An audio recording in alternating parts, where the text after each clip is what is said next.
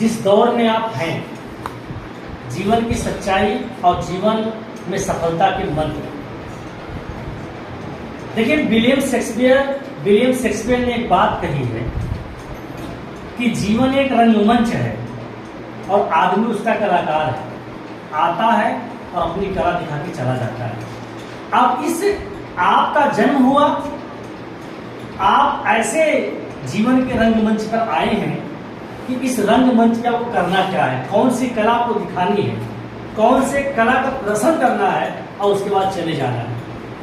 इसलिए जीवन में 4 साल, मैं लगातार 4 सालों की बात करता हूं। जीवन के 4 साल जिंदगी के बेमिसाल, जीवन के 4 साल अगर आपके सुधर गए तो फिर आपको सफल होने से कोई रोक नहीं सकता है। जिन 4 सालों की मैं बात कर रहा हूं वो 4 साल आपके 9, 10, 11 और 12 है। इन 4 सालों में अगर आपने मेहनत कर लिया, इन 4 सालों में आपने हार्डवर्क किया, इन 4 सालों में आपने नींद को त्यागा, इन 4 सालों में आपने किताब और अपने लक्ष्य को लेकर आगे बढ़े, इन 4 सालों में आपने अच्छा समय दिया, इन 4 सालों में अगर आप सोए नहीं तो फिर आपको सफल होने से कोई रोक नहीं सकता।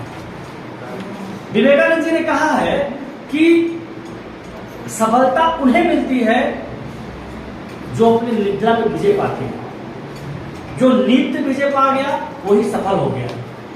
इसलिए ये 4 साल, क्योंकि ये 4 साल बेमिसाल इसलिए हैं क्योंकि आप नीट का एग्जाम दीजिए, आप यूपीएससी का एग्जाम दीजिए, आप क्या देखेंगे कि 9, 10, 11, 12 से मिलाकर आपके नीट में सारे क्वेश्चन आते हैं। आपको बड़े से बड़ा एग्जाम बीट करना है तो जो आपकी नर्सरी है वो 9, 10, 11, 12 है। इन्हीं 4 सालों के क्वेश्चन आपके बड़े बड़े एग्जामों में आते हैं। आप सपोज करें एक छोटा सा सिंपल सा सवाल, मैं एज ए उदाहरण आपको बता दूं, छोटा सवाल आपको बता दूं, तो वही सवाल मैं आपको 500 रुपये बताऊंगा और वही सवाल आप जब बड़े शहरों में जाएंगे पढ़ने के लिए तो वही सवाल आपको 50,000 लेके बताई जाएगी। जैसे मान ले, अगर मैंने बताया कि कोसाई खोज रॉबर्ट हुक ने किया था तो आपने 500 दिया, तब भी कोसाई खोजकर्ता रॉबर्ट हुक ही है। लेकिन आपने नीट की तैयारी करने के लिए दिल्ली इलाहाबाद लखनऊ गए तो वहां आपने 50,000 दिया, तब भी टीचर आपको कोसाई खोजकर्ता रॉबर्ट हुक को ही बताएगा। अगर अक्रिय गैस नियान, क्रिप्टॉन, आर्गन 500 रुपये में बताया जाएगा तो यही अक्रिय गैसों के नाम 50,000 में भी बताया जाएगा। इसलिए जब भी आप पढ़ें इन 4 सालों में आप मेहनत और लगन से पढ़ें, क्योंकि यही वो 4 साल है जो आपके चौराहे में अच्छे रास्ते पे लेकर जाने वाला है।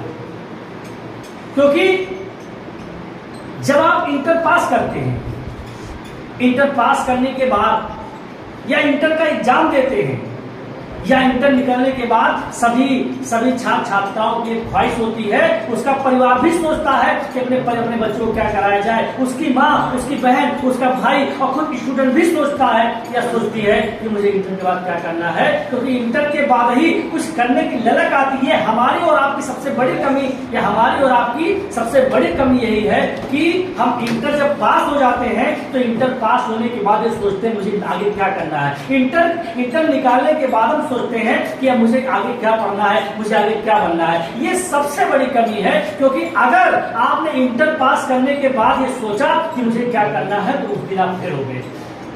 क्योंकि अगर आपने जिस दिन आपका एडमिशन 9th में हुआ उसी दिन आप सोच लीजिए मुझे आगे चलकर ये बनना है तो आप सफल आप वो बन जाओ, इसमें कोई दो राय नहीं है। क्योंकि आपने पहले से सोच रखा है, एक टारगेट आपके पास है और बिना टारगेट के आप कहीं भी जाएंगे आपको मंजिलें नहीं मिलेंगी। इसलिए टारगेट बना के जब चलेंगे तभी सफलताएं मिलेंगी। इसमें कोई छुपने वाली बात नहीं है। तो अगर मान ले आपने 9th में एडमिशन लिया, तभी सोचा मुझे नीट करना है, मुझे IIT करना है, मुझे यूपीएससी करना है, उसी दौरान आपने अपनी मेहनत उस लेवल पे लगा दिया। बोर्ड को तो देखा ही, लेकिन साथ ही साथ में आपने उस लेवल को लगा लिया जो आपका हायर एजुकेशन है और आपको बड़े कंपटीशन बीट करना है। आपने मेहनत वहां भी लगा लिया। तो आप 9, 10, 11, 12 को जो बोर्ड के निर्णय से नहीं पढ़ेंगे, तब आप